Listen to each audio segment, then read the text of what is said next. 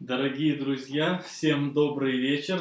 Мы сегодня продолжаем рассказ и исполнение немецкого реквиема Брамса. В прошлый раз мы дошли с вами до окончания третьей части и пришли к смысловой середине реквиема. Сегодня мы посмотрим, насколько это возможно, дальнейшие части. Итак, как вы помните, в первой части речь шла в целом об утешении. Еще раз напоминаю, что немецкий реквием Брамса, для тех, кто, может быть, не смотрел, отличается от всех других реквиемов тем, что он не написан на католический, на классический христианский текст. В нем выбраны такие отрывки из Ветхого и Нового Завета, в которых не упоминается имя Христос, чтобы этот реквием не принадлежал к определенной религии. То есть Брамс подчеркивал его широту, то, что он очень всеобъемлющий и абсолютно для любого вероисповедания. И он, конечно, не по католической службе написан, это я напоминаю. Так, в первой части говорилось об утешении, как и вообще весь реквием, он говорит нам скорее не об оплакивании мертвых, а об утешении живых. Первая часть – общее утешение, вторая часть, если вы помните, речь шла о том, что всякая плоть как трава, всякая слава человеческая, как цвет на траве, засохла трава и опал цвет ее. После этого была третья часть, в которой обращался от имени баритона, баритон, как человеческая душа, обращался к Богу: «Скажи мне, Господи, кончину мою, число дней моих», своими словами, сколько осталось жить и на кого же я буду уповать. И уповать буду я на Господа, отвечает хор, так как души праведных в руке Божьей, и никакое мучение не коснется их. Это было три части. Теперь мы пришли к смысловой середине, после чего начнется зеркальное отражение в смысловом плане первых трех частей. Значит, четвертая часть. Ее текст таков. Это Псалом 83. Фрагменты из Псалма. «Как вожделенны жилища Твои, Господи сил!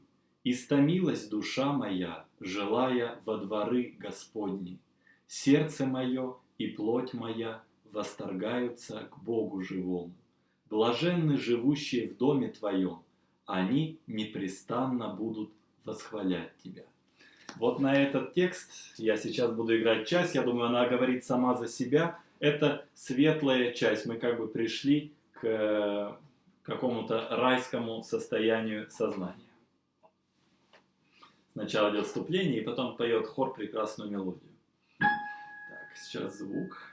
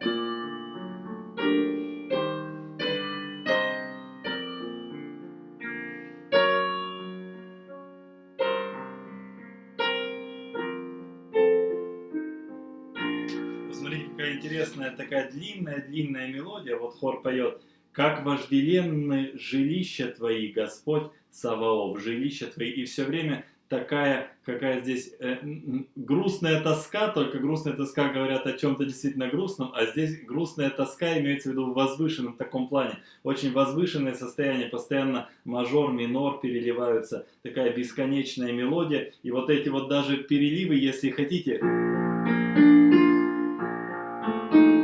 все время человек куда-то стремится наверх, наверх, наверх. Это действительно потрясающе, очень интересно. Вот я играю еще раз окончание, мы идем дальше. Как вожделенны жилища твои, Господь Саваоф.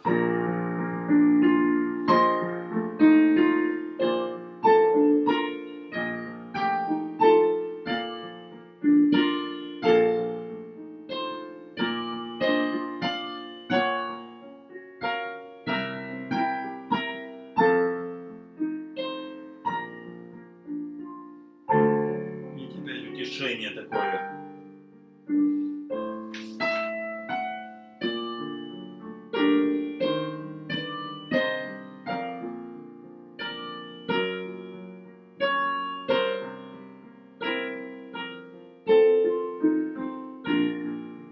Смотрите.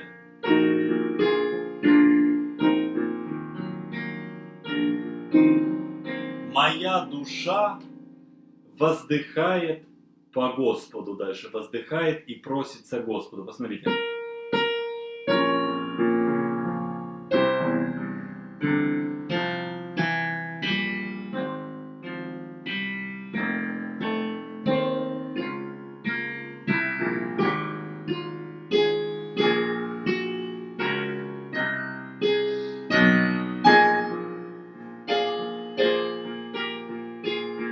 Воздыхает по жилищам Господним.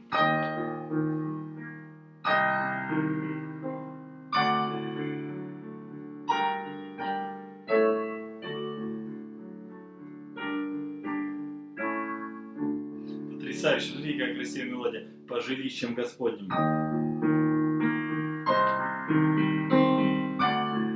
Жилищам.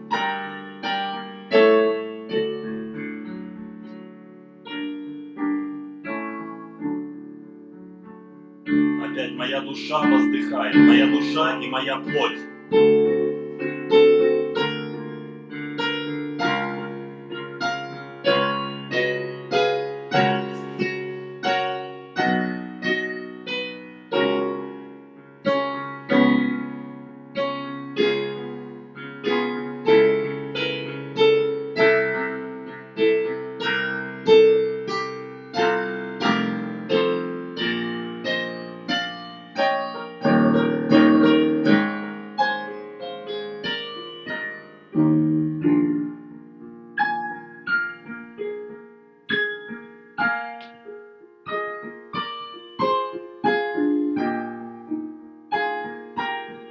Опять.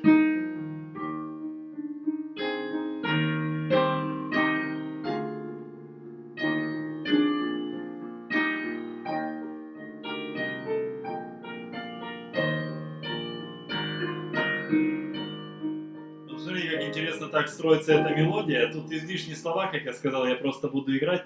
Вилиблих зин дайны вонумен херцевер, как вожделенны жилища твои. Мелодия идет вверх, вверх, вверх, вверх, вверх. Так она накаляется немножечко, не может никак разрешиться. И в конце концов приходит к своему какому-то экстазу. Вот посмотрите еще раз.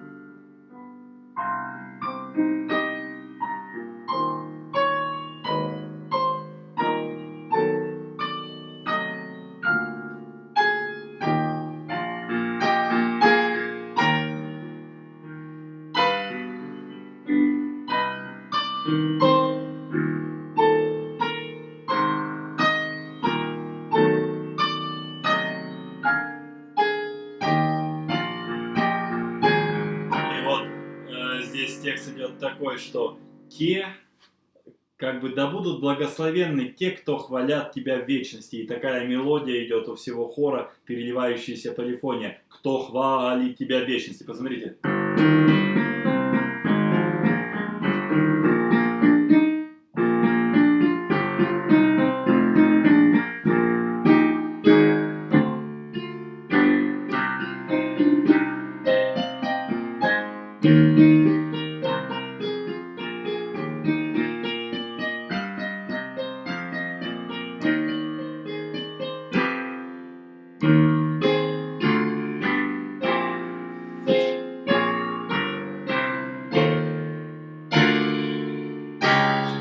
прославить Тебя в вечности.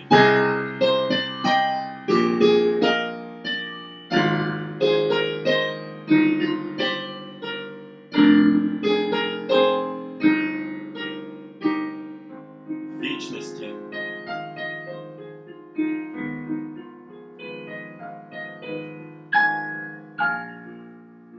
Как вожделенны жилища Твои, Господи.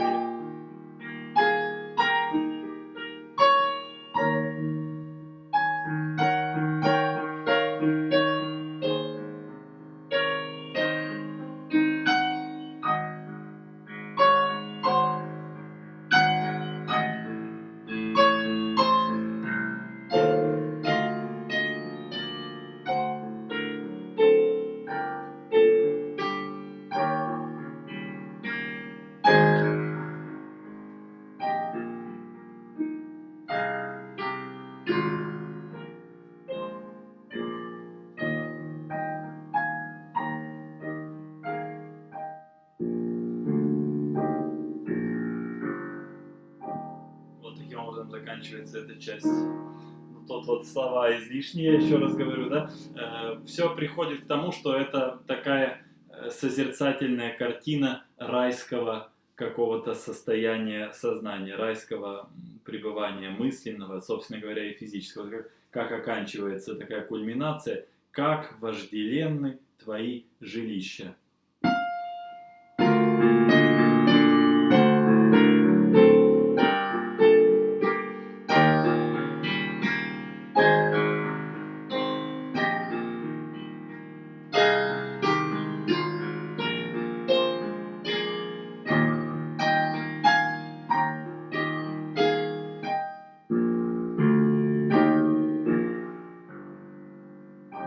Вот это 4-я часть, своего рода кульминация, потому что она самая возвышенная, самая просветленная. Дальше идет 5-я часть. В чем заключается зеркальность этого реквиема? В том, что в 3-й части своего рода был поставлен вопрос, кто же утешит меня, Господи, на кем я утешусь, на кого я буду уповать. И вот здесь вот такой текст, здесь из нескольких книг, из Евангелия от Иоанна, книга пророка Исаии и книга «Премудрости Иисуса Сираха». Вот такой текст здесь, от начала до конца. «Так и вы теперь имеете печаль, но я увижу вас опять, и возрадуется сердце ваше, и радости вашей никто не отнимет у вас. Как утешает кого-либо мать его, так утешу я вас. Я направил к ней душу мою, и сердце мое предал ей с самого начала, и при чистоте достиг ее, посему не буду оставлен ею». Вот здесь интересно совершенно аллюзия такая между матерью и Богом. Я направил к ней душу мою, и сердце мое предал ей с самого начала, и при чистоте достиг ее, посему не буду оставлен ею. А до этого как бы от лица Бога, да, как...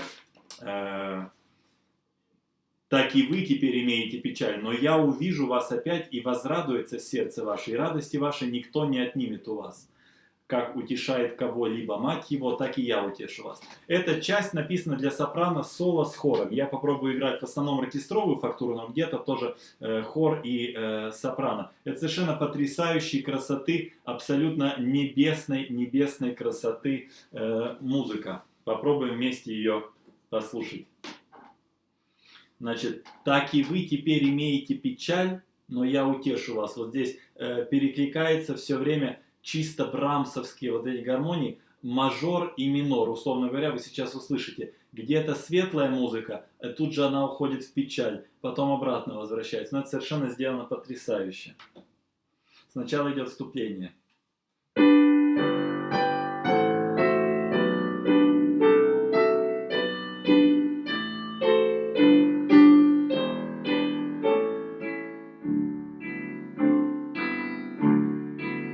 Сопрано. Так и вы теперь имеете печаль.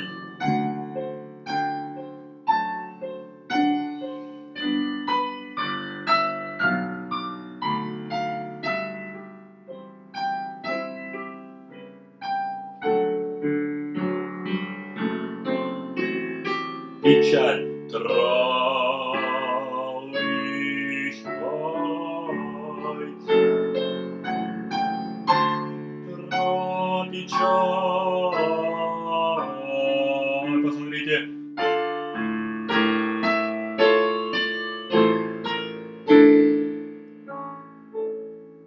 посмотрите, как здорово Брамс делает. Вот здесь вот закончилось сейчас так, и вы имеете печаль, и посмотрите, что дальше. Я сейчас еще раз сыграю, дальше будет снова aber. Но, посмотрите еще раз.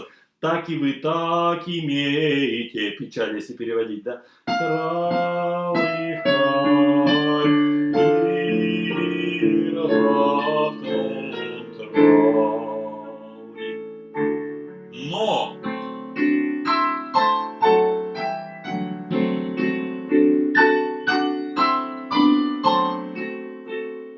я утешу вас, как мать утешает ребенка.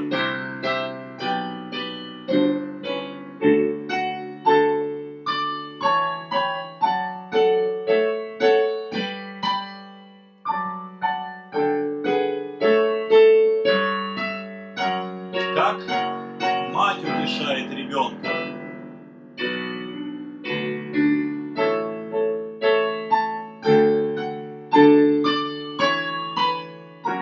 Как мать утешает ребенка. Смотрите, такая действительно музыка чистого утешения. Зрите же. Вот дальше совершенно потрясающе я говорю, я даже играть не могу, у меня подступает к горлу. Зрите же, я в течение ну вот я дословно вам прочитаю. Seht mich an, ich habe eine kleine Zeit Mühe und Arbeit gehabt und habe großen Trost gefunden. Зрите же, в течение маленького времени я старался и работал, но нашел большое утешение. Вот послушайте, как это сделано.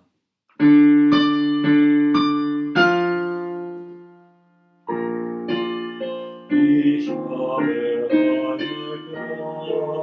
kleine Zeit Mühe und Arbeit gehabt und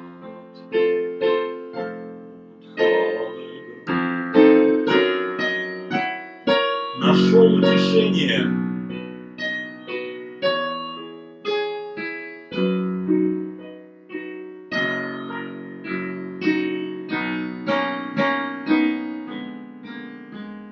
Я утешу вас.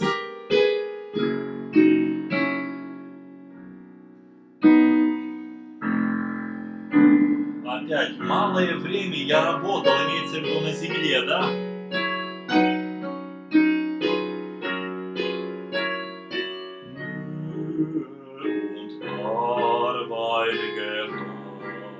И нашел утешение.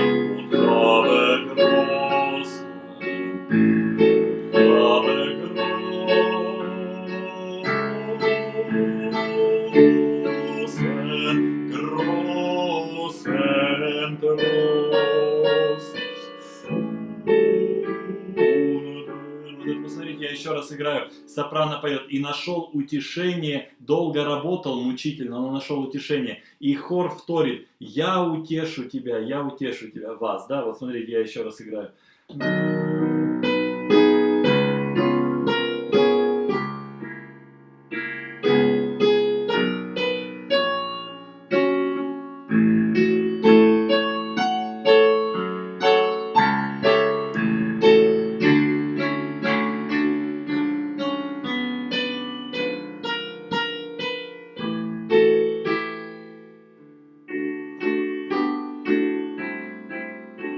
Переходим ко второй половине. Утешу. Здесь слова утешу. И как бы реприза начинается, как будто. Вы печалитесь сейчас.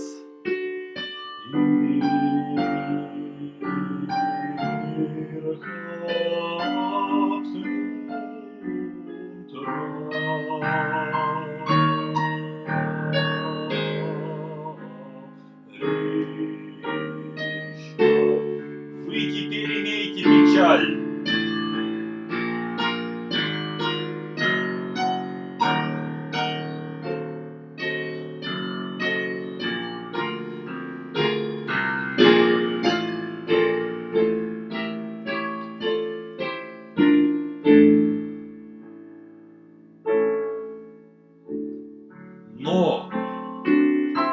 Это совершенно феноменально, это просто умопомрачительно. Вот я еще раз играю от репризы, просто не буду петь, так и хочется петь, потому что это действительно потрясающе, понимаете? Вот такая мелодия.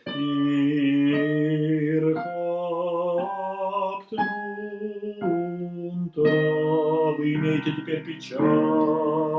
Я сейчас еще раз играю.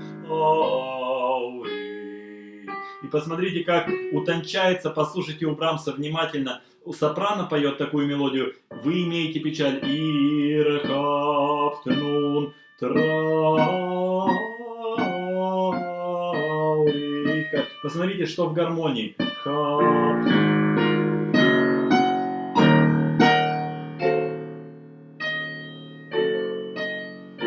Да, это просто невероятно, действительно потрясающе сейчас. Тут выключаю, да? Я играю еще раз от репризы.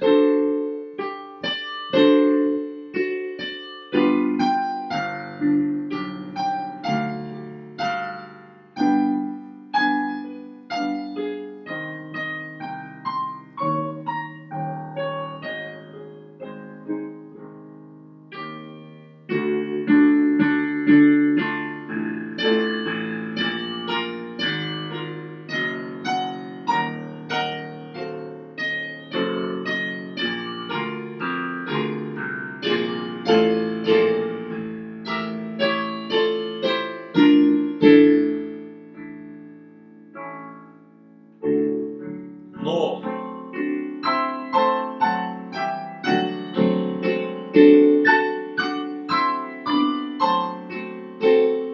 я утешу вас.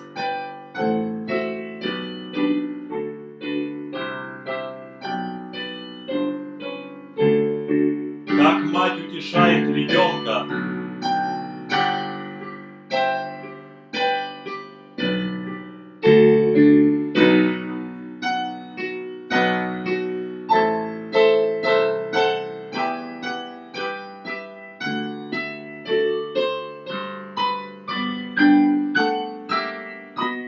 Как мать утешает ребенка.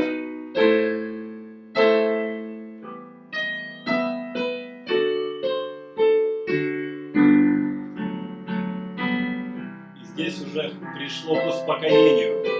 Я утешу вас.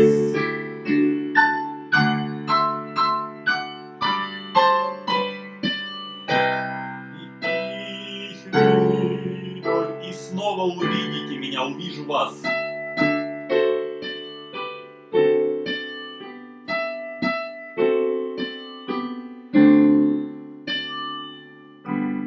Снова увижу вас.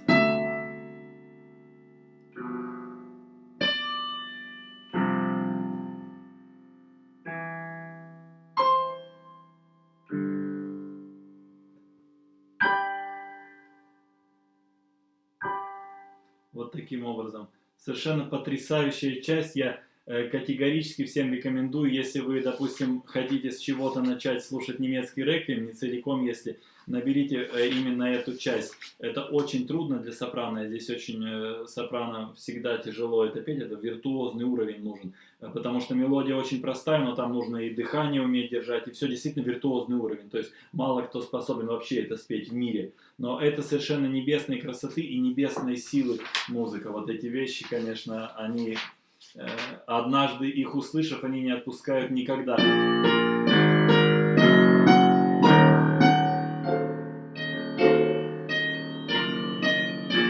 Как здесь тонко. Знаете, вот Брамс в этих гармониях выражает, что действительно вот эта вот печаль-то, она бывает очень сильная, то есть где действительно пробирает всегда до слез.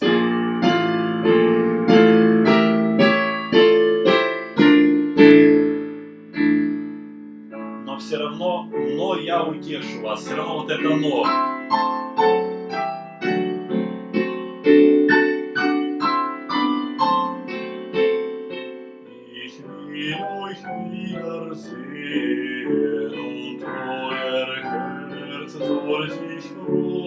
То есть дословный текст. Я снова увижу вас, и ваше сердце возрадуется. Это действительно потрясающе. Так что, дорогие друзья, слушайте, слушайте. Мы пока пойдем дальше. Значит, вот вы поняли, да? В третьей части вопрос задан, как же я утешусь, и несмотря на эту колоссальную фугу, ответ дан только в пятой части. Третье, пятое зеркало. Посередине рай, третье, пятое зеркально. Вопрос-ответ. Дальше вот у нас была вторая часть и шестая в траурном шествии. Вот в шестой части вопрос будет окончательно решен. Сейчас я вам прочитаю, как сначала целиком звучит текст. Значит, это у нас послание апостола Павла и в конце из Откровения. «Говорю вам тайну, не все мы умрем, но все мы изменимся вдруг, во мгновение ока, при последней трубе. Ибо вострубит, и мертвые воскреснут нетленными, а мы изменимся. Когда же тленное сие облечется в нетление, и смертное сие облечется в бессмертие, тогда сбудется слово написанное: поглощена смерть победою. Смерть, где твое жало? Ад, где твоя победа? Достоин ты, Господи, принять славу и честь и силу. Ибо ты сотворил все, и все по твоей воле существует и сотворено». Вот в чем суть этого текста, она действительно гениальная. Потому что в любом реквиеме, вот как я говорил, если он христианский, да, этот реквием не христианский, как бы условно. Страшный суд — это диес ире. День смертный, день гнева, как писали пророк Давид и Сибила, и что все, в общем, мы будем поглощены, будет вершиться суд и так далее. Это какой-то очень скорбный момент, да. А здесь именно кульминацией я вам покажу, я, конечно, это целиком, может быть, не буду играть, но какие-то намеки покажу. Кульминацией является решение вопроса. Человек не говорит, что боится суда, он говорит: смерть, где твое жало? Ад, где твоя победа? То есть человек побеждает. Достоин ты, Господи, принять славу и честь и силу. Значит, начинается такой, как и в третьей части, в начале, если вы помните, такая длинная басовая мелодия была, немножко, как будто затянутая, кажется, мутная, немножко где-то непонятная в чем-то, да? Вот здесь то же самое совершенно. Посмотрите, говорю, значит, да, ибо не имеем здесь постоянного града. Начинается с таких слов. Вот сейчас я вам играю.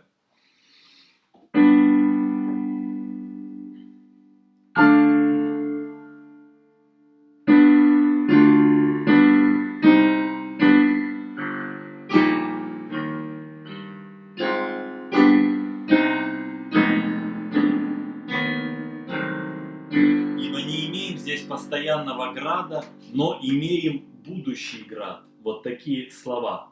Ибо не имеем здесь постоянного града. Говорю, а вот как бы хор запевает, а певец отвечает, баритон: говорю вам тайну, не все мы умрем. То есть вот первая часть — это такая констатация бренности бытия. Ибо не имеем здесь постоянного града. Посмотрите, какими глубокомысленными гармониями и музыкой это все выражено.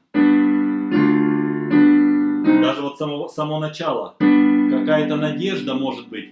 Нет. Да? Вот это удивительно, даже два аккорда. Как будто вот вопрос-ответ. Как бы ради земной жизни мы живем. Вот ответ. Не надо отвечать.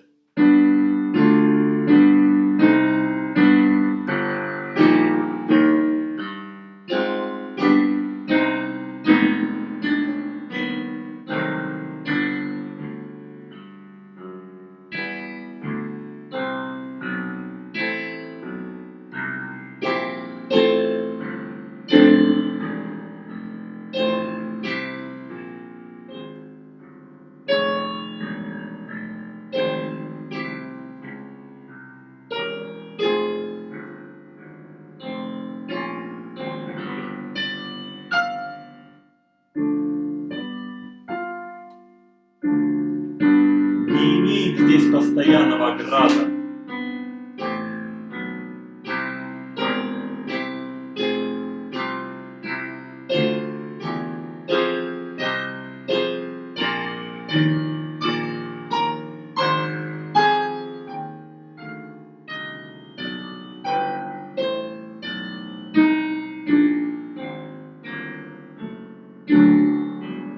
И дальше поет баритон: глядите, скажу вам тайну. Не все мы умрем, но все изменимся.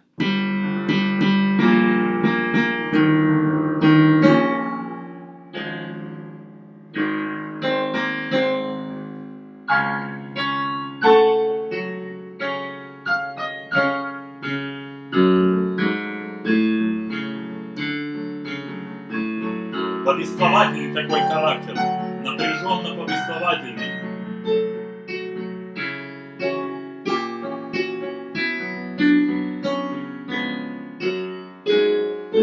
И хор отвечает то же самое. Мы не заснем, но превратимся, изменимся дословно, да?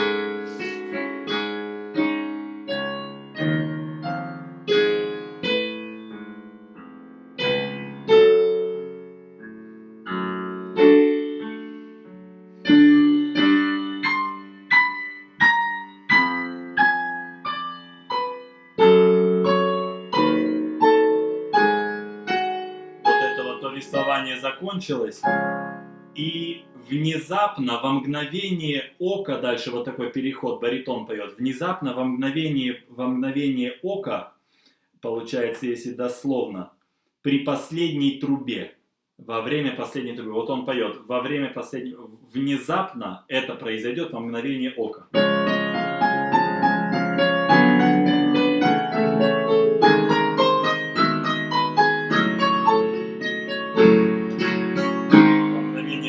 Во время последней трубы. И накаляется очень музыка во время последней трубы.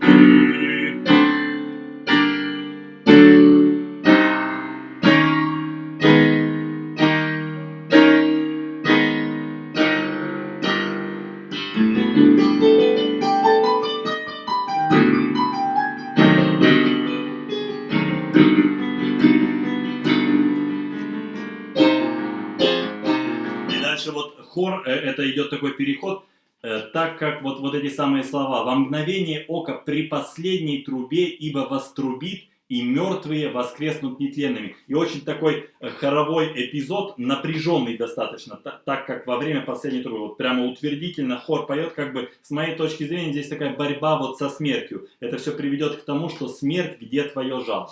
Вот я кусочек сыграю.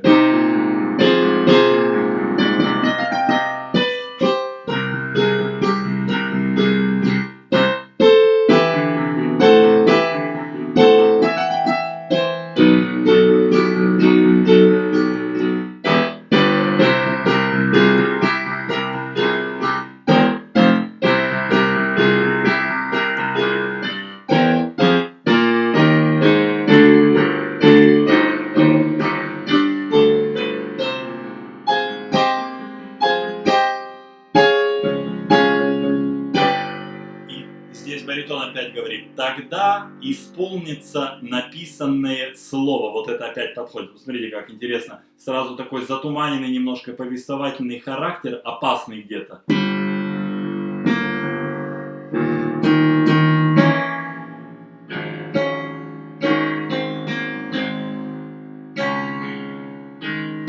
Слово, которое написано.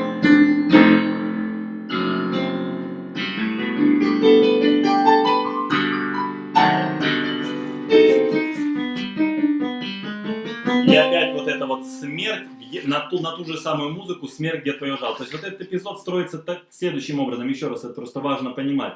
Значит, вот началось. Мы не имеем постоянного града, но имеем град пребывающий, как бы здесь, да, в это время. И баритон говорит, то есть люди как бы не понимают, что происходит. Он им отвечает: смотрите, скажу вам тайну по поводу этих градов, пребывающего, постоянного, неважно. Он говорит: смотрите, скажу вам тайну. Мы не заснем, но изменимся. Мы будем изменены. И произойдет это во мгновение ока, во время того, как вострубит последняя труба. Ну, тромбон здесь дословно. Последняя труба. Вот.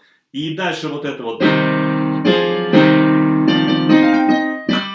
Ибо вострубит последняя труба, звук последней трубы. Закончилось это. Потом то, что я вам сыграл. Что произойдет после звука последней трубы? Тогда исполнится слово написанное. Вот это.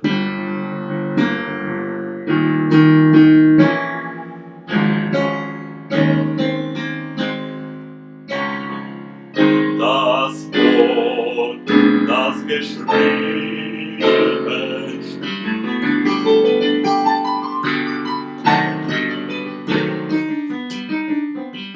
И опять смерть, где твое жало?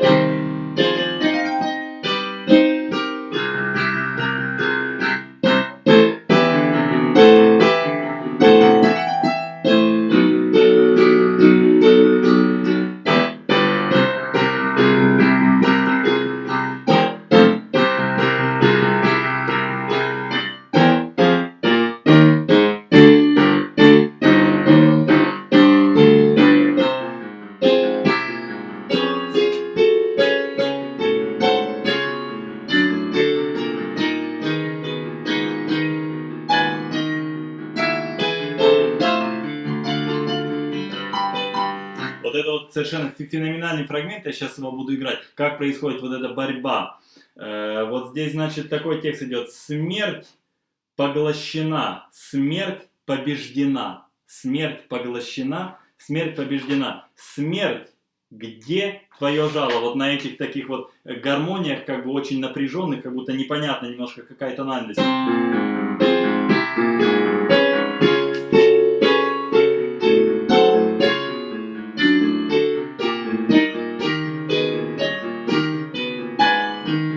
Где твое жало? И моцартовский момент. Где твое жало? Где твоя победа?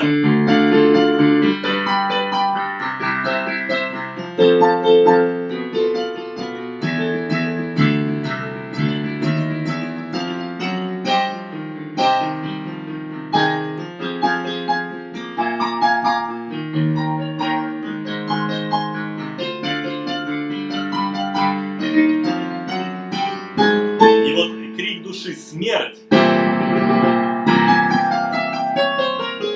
Где твое жало? Опять смерть!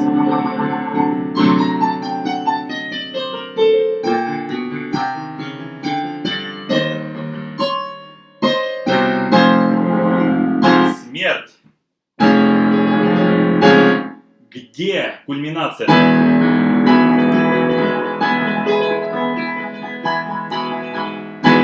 Где твоя победа? И пришло к до мажору. То есть понятно, что победы нет. Это вопрос, который остается без ответа. Ну, совершенно потрясающе. Значит, вот он говорит: смерть, смерть, где твое жало? И вот обратите внимание, как на моцартовском вот этом, это тоже очень важно ведь все слышать. Вот смотрите. Когда Моцарт такие вещи пишет, не Брамс, а Моцарт, я именно про Моцарта говорю, когда констатация факта какая-то происходит, вроде позитивная, но посмотрите, в музыке остается момент человеческого всегда. В музыке все равно боль и грусть остается.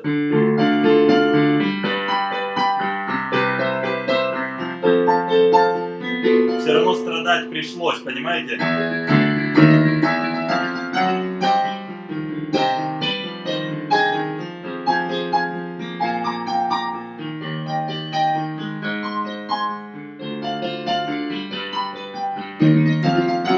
Но нет, вот смерть. Где твое жало, где твое жало, дословно смерть. Где твое жало? Где? И где вот эта кульминация ми мажор? Где это уже понятно, что будет победа? Где нет его?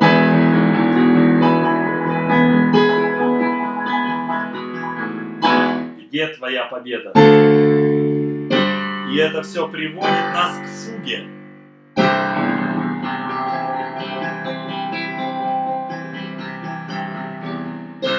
Дальше следует победная фуга. «Достоин ты, Господи, принять славу и честь и силу, ибо ты сотворил все, и все по твоей воле существует и сотворено». Потрясающе. Опять же, принципиально выбранные моменты, такие, которые не относят нас к конкретной религии никакой, чтобы это могла быть речь человека любой религии, абсолютно. Это потрясающе. Вот так звучит тема.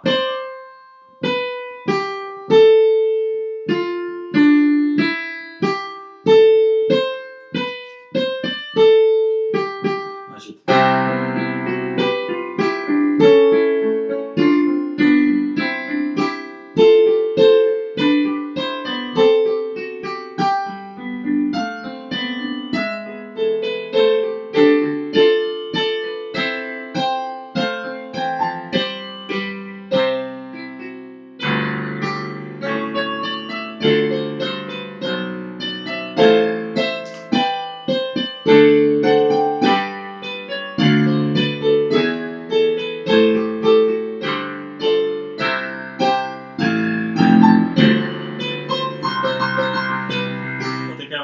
она приходит, у нее интересное очень настроение, я не буду играть все, потому что для этого 2 рояля скорее нужно. Вот 3 проведения темы проходят и поет на абсолютно бетховенском таком струнном органном пункте. Смотрите, поет хор: «Господь, ты достоин принять почитание и честь». Получается, zu nehmen Preis und Ehre und Kraft. То есть честь, цену, почитание, честь и силу. Потрясающе звучит. Вот я подход играю.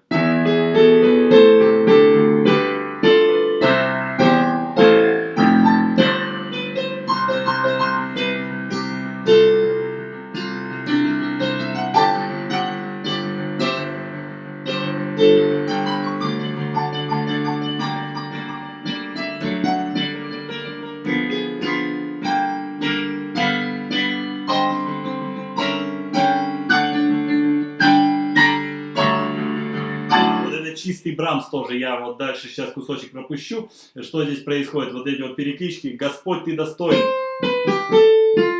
Сопрано. Басы. Господь, ты достоин. И потом вот это вот достоин принять честь, славу и силу и честь, да, честь, силу и славу. И посмотрите, потрясающе, как это все приходит к низу. Я вот медленно это сыграю, когда кульминация накаляется.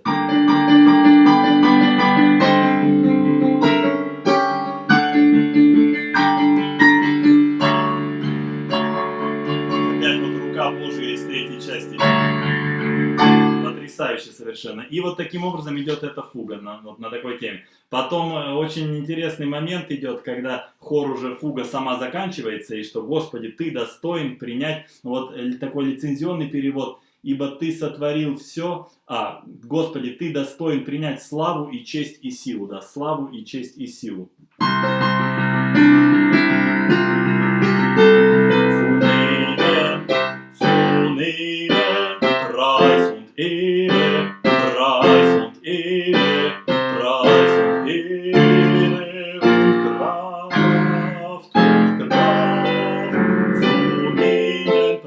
Потрясающе. Preis und Ehre, получается, славу и честь. Такой интересный момент.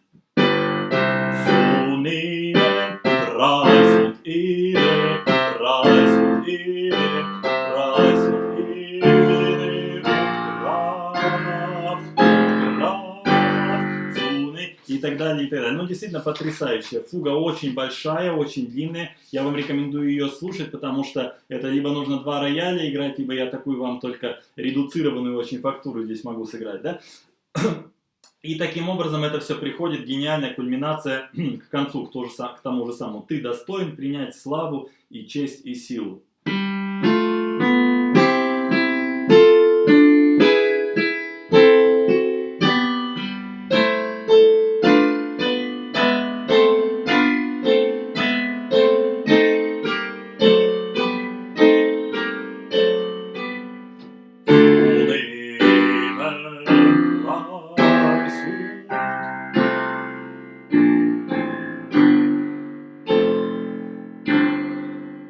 Затишье перед бурей.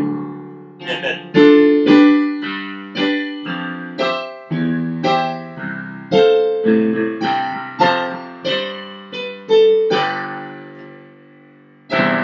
Ну, потрясающая действительно фуга. Вот я какой-то сейчас кусочек вам сыграю ее целиком, последний, допустим, да. Вы смотрите, потрясающе. «Ибо ты достоин принять силу, честь и славу, ибо сотворил все, и по твоей воле все существует», без упоминания принципиально христианского имени Бога. Да, потрясающе совершенно.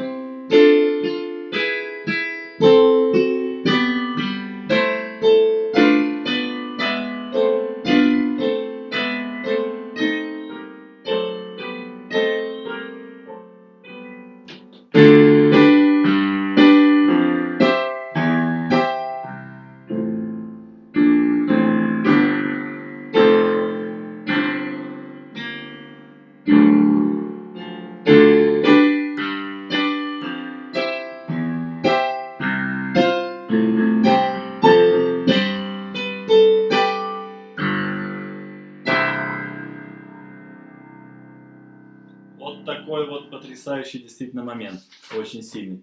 Вот, то есть, таким образом, видите, зеркальность в чем проявляется опять. Вот у нас центром было райское состояние сознания, да, как бы райское такое. Третья, получается, часть и пятая — это вопрос-ответ. И после такой длинной как бы второй части, именно вторая, вот вторая, шестая, в чем арка? Вторая часть: ибо всякая плоть как трава, поиск ответа на вопрос, несмотря на эту фугу, все равно какой-то вопросительный знак. Но вот в шестой части, понимаете, не имеем постоянного града, я скажу вам тайну, баритон говорит, да, соло, вы все изменитесь во время последней трубы, и такой диалог со смертью: смерть твое жало, ад, где твоя победа, где, вот это. И после этого вот эта гениальная фуга, как бы, которая говорит: ты достоин, Господи, принять славу, честь и силу. То есть все к Богу, все вверх ушло. Вот в шестой части дан ответ. Середина — райское состояние сознания. Третья, пятая часть: кто меня утешит, я утешу. И вторая часть — такой общий философский вопрос: для чего существует жизнь и победит ли нас смерть. И вторая. А в шестой дан ответ. То есть вот 4, 3, 5, 2, 6 и 1. Вот сейчас у нас последняя часть осталась. 1 было просто об утешении, да, первая часть. И тоже после этой тотальной победы шестая часть, она просто нам говорит об утешении. Ее, значит, слова — это Откровение Иоанна Богослова. Очень короткий текст. «Отныне блаженны мертвые, умирающие в Господе. Ей, говорит Дух, они успокоятся от трудов своих, и дела их идут вслед за ними». Вот смотрите, я еще раз читаю. Это очень важно понять, чтобы почувствовать, что здесь делает Брамс. «Отныне блаженны мертвые, умирающие в Господе. Ей, говорит Дух». То есть, да, говорит Дух, они успокоятся от трудов своих, и дела их идут вслед за ними. Вот смотрите, здесь сама структура этой части довольно длинная, я ее просто насквозь поиграю, потому что здесь тоже слова немножко бессмысленны. Она подразумевает вот такое движение оркестра все время. Послушайте.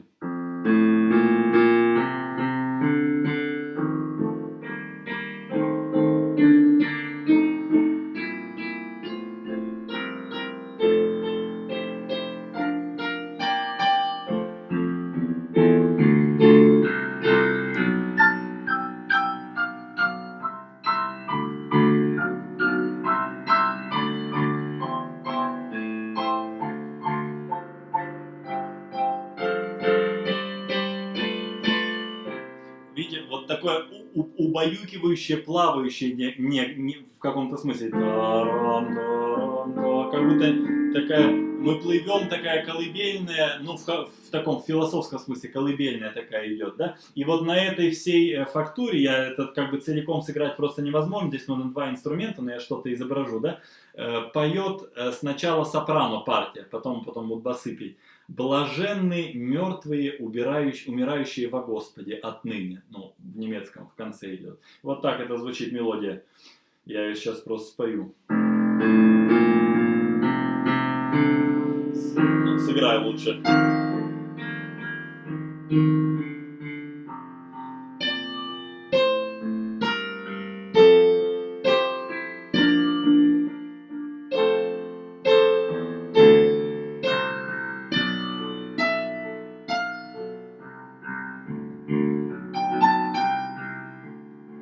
Отныне.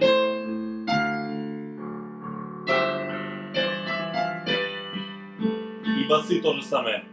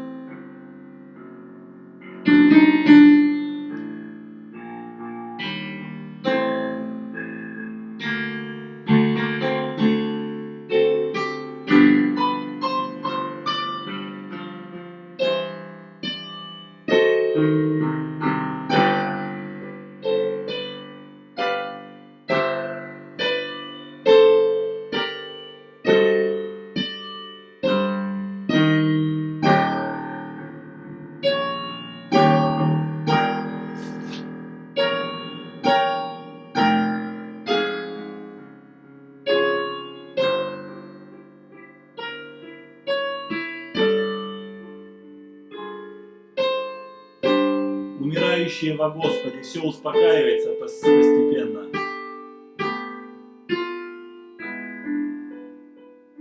Видите, какую-то надежду очень возвышенную дает эта музыка.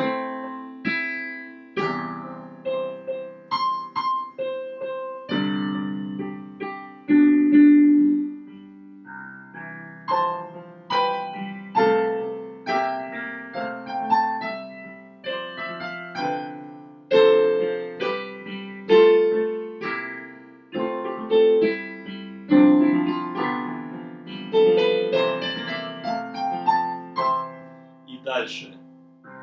Да, говорит Дух.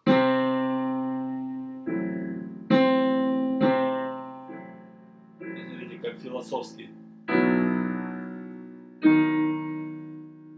Что они покоятся от своей работы.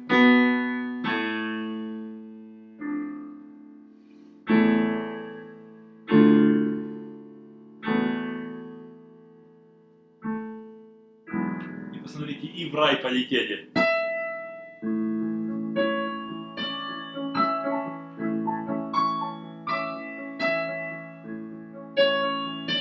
Покоятся.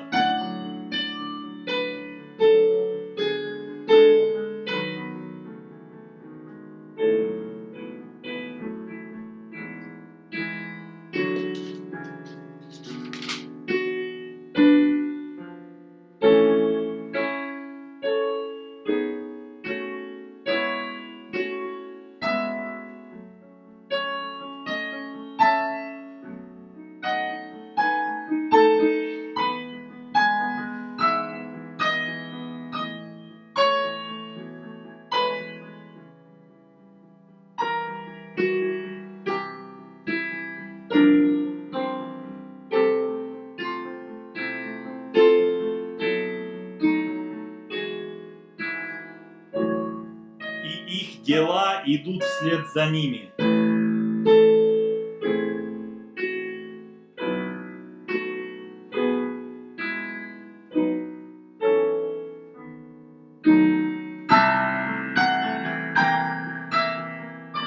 Опять вспышка? Нет. Идут вслед за ними дела. Тех, кто умирает во Господе, да, имеется в виду.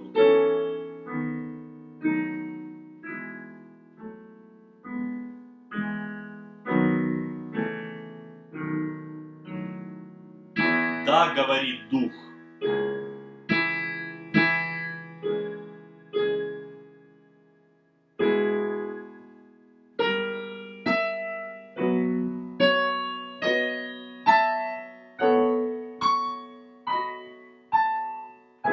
Да, говорит Дух опять.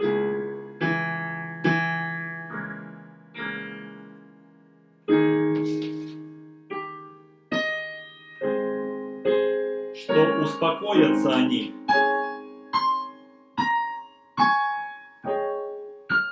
Абсолютно возвышенная музыка.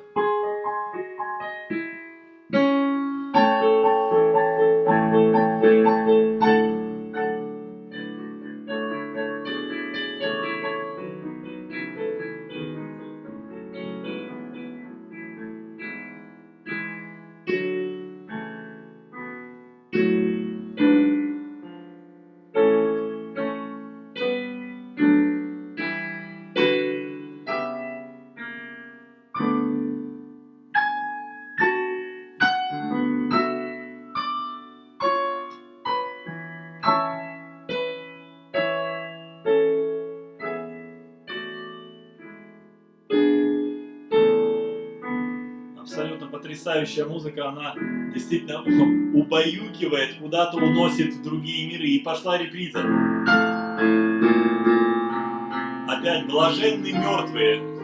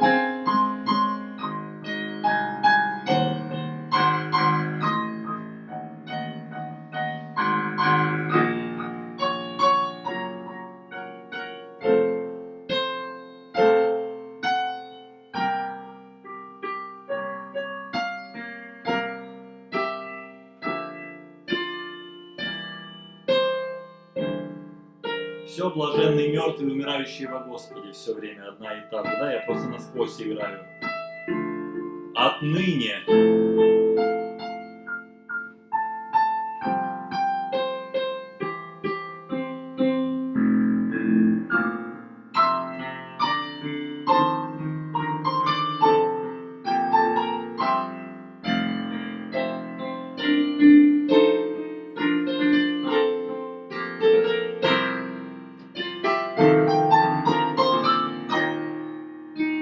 Блаженный. И пошла реприза первой части. Только на другие слова. Блаженный мертвый здесь у нас, да?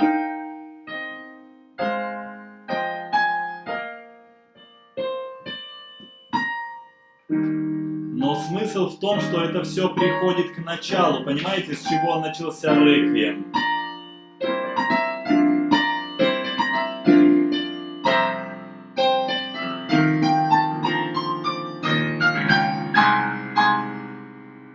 И просто чистая реприза первой части. У нас все пришло к началу, с чего и начиналось утешение.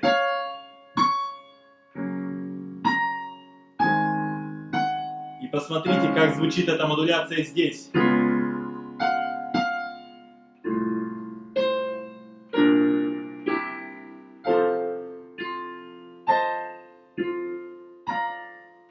Чистая реприза первой части.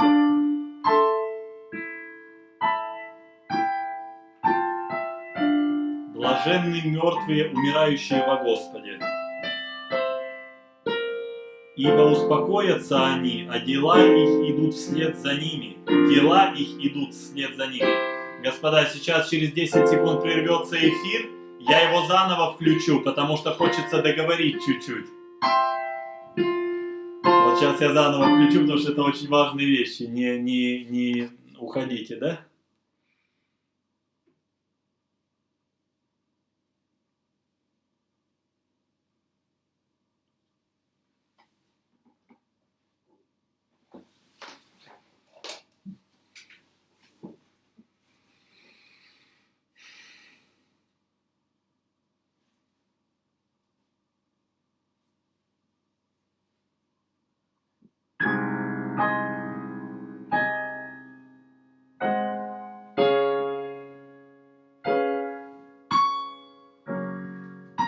Я включил свет, потому что не видно клавиши, я уже стал не на те клавиши нажимать.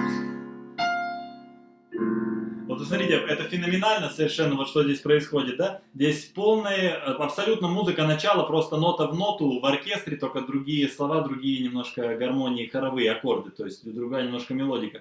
Вот в начале, в первой части это очень скорбно звучала модуляция, а здесь она звучит действительно радостно, и мы с чего начали, к тому и пришли, полное зеркало. Начали с утешения, закончили утешение. Вот я доигрываю до конца.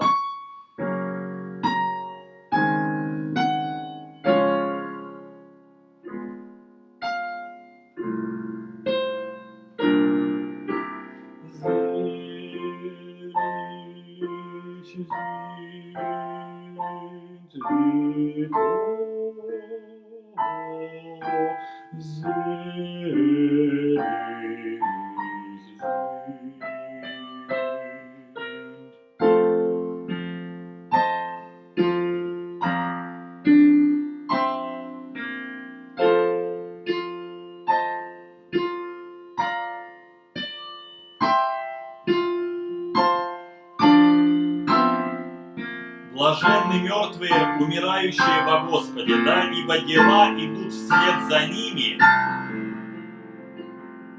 а они обретают покой.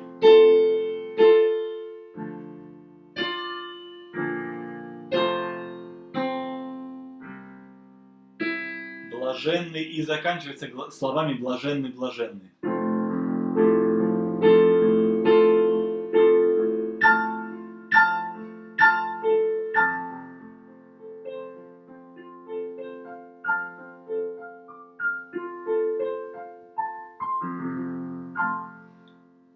Да, блаженны, блаженны, блаженны.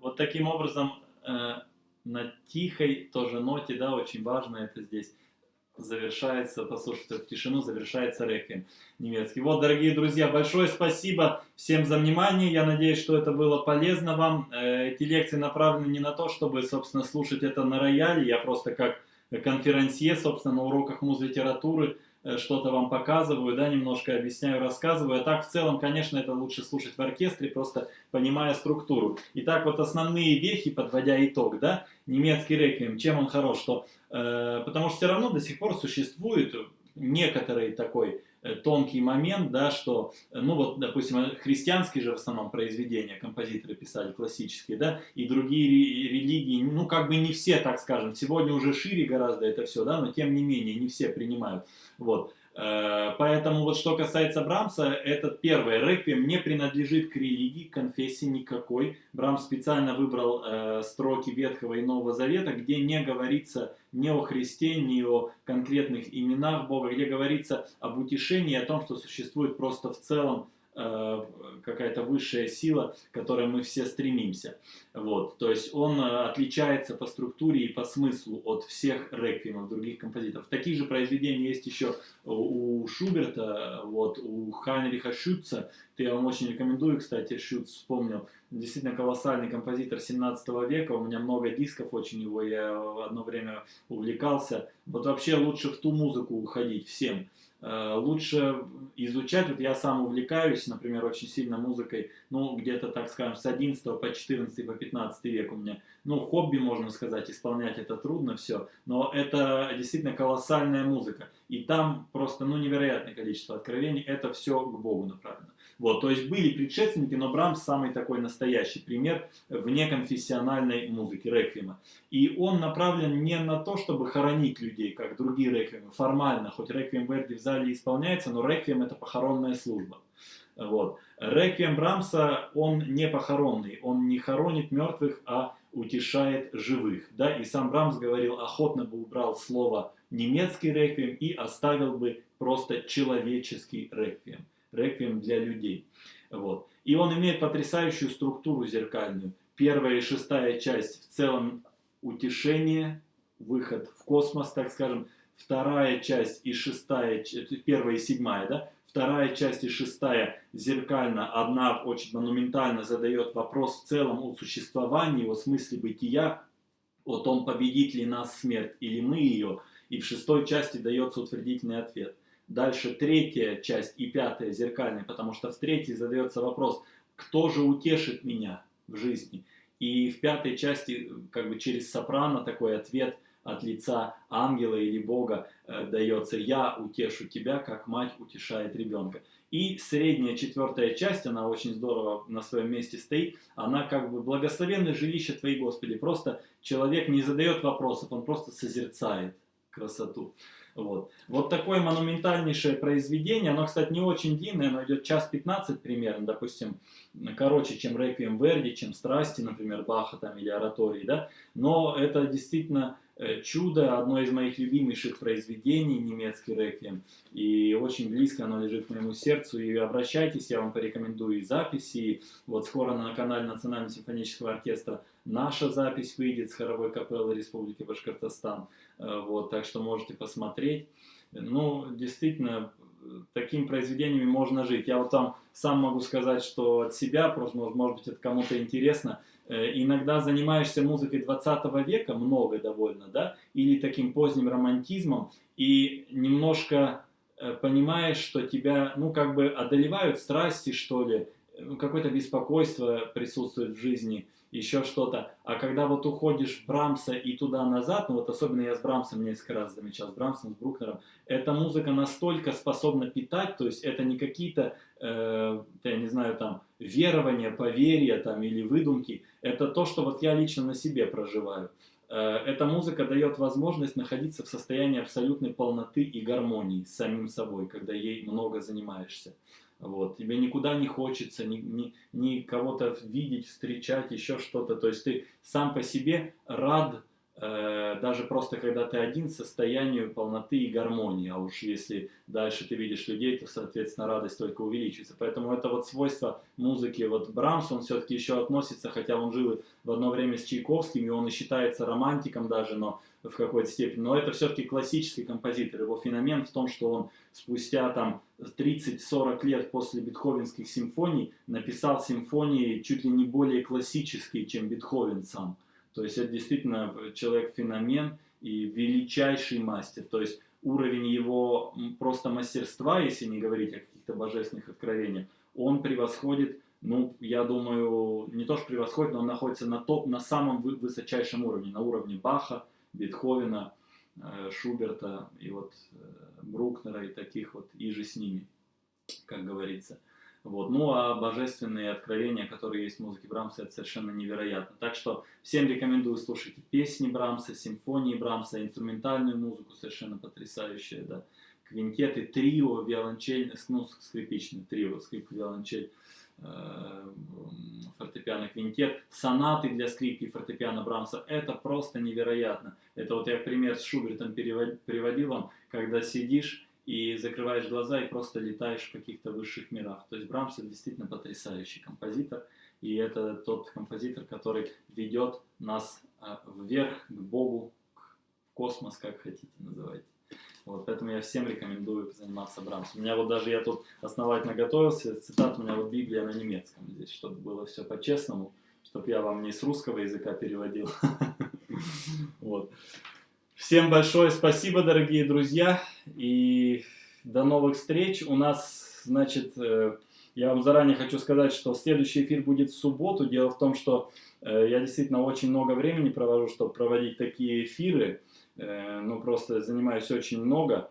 И, может быть, просто не каждый день, но мы сделаем не менее монументальные эфиры. Вот, например, в субботу я вас хочу познакомить с одним из моих просто любимейших произведений, которые не знает никто. Это великое произведение. 5 тудоровских портретов Ральфа Воина Уильямса. Это 5 зарисовок из средневековой Англии. Это космос. У меня нету других слов. 5 тудоровских портретов.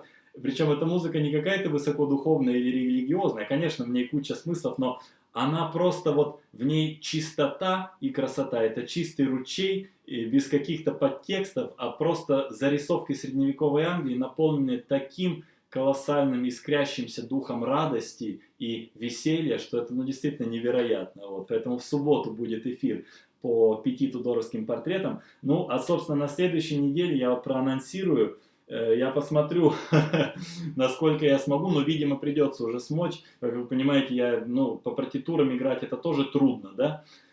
Трудно, сейчас отвечу, Сергей, да. Вот, и надеюсь, что я смогу это сделать, и «Страсти по Матфею» просто по клавиру сыграть-то даже невозможно, там ничего не переложено толком. И надеюсь, что с понедельник, среда, пятница и воскресенье следующие будут «Страсти по Матфею». «Страсти по Матфею» Баха. Как вы понимаете, оно идет больше 3 часов, это произведение.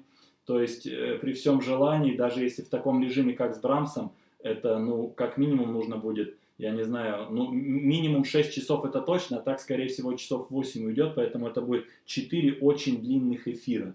«Страсти по Матфею». Я сам писал диссертацию даже по «Страстям по Матфею». Вот. Ну, мы просто поговорим, наверное, в целом, потому что тут каждый номер, он достоин часового эфира, как я, собственно, и делал уже один раз с началом, да. Но мы поговорим в целом, наверное, о содержании, просто чтобы вы знали, я буду вам переводить, что происходит, как это все сделал Бах. Вот у меня, опять же, вот что касается Матфея, у меня все на немецком, я буду сверять и смотреть. Так что в субботу 5 тудоровских портретов, и с понедельника вся неделя «Страсти по Матфею» пойдут. Если мы будем еще потом неделю сидеть, то, может быть, «Страсти по Иоанну».